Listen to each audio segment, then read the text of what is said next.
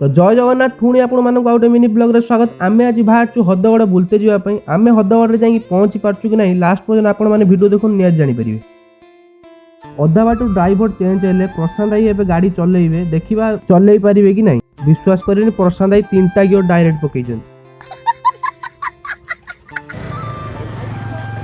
प्रशांत भाई जदि आज गाड़ी चले था आपण माने जानथारे लास्ट ब्लॉग मोर एटा एइठु आ हदगड़ अल्प बाट ए जागार ना तो कोन मु जान नै। आपण माने जे जानिथिबे निहाती मते कमेंट करंतु। मु हदगड़ रे पहुंचला परे मु आपण मानु वीडियो देखु। फाइनली हमें हदगड़ रे पहुंची आसी फास्ट वीडियो कलु एठी देखि पड़थि आपण।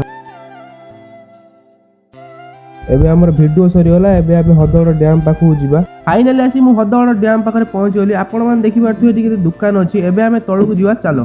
तळु को आसी देखला को स्त्री लोकटा माकड़ तो बाट छाडू नै। तळु को आसी हम फास्ट आइसक्रीम खाइलु। एटा तळर व्यू आपण माने देखि पड़थि। ए व्यूटा आपण मानु केमिति लागला निहाती कमेंट करिवे। आपण मानु जे निहाती ब्लॉग टी भल लागिथो लाइक कमेंट शेयर करिवे। मु रहउची पुणी देखा पार्ट 2 रे। जय श्री राम।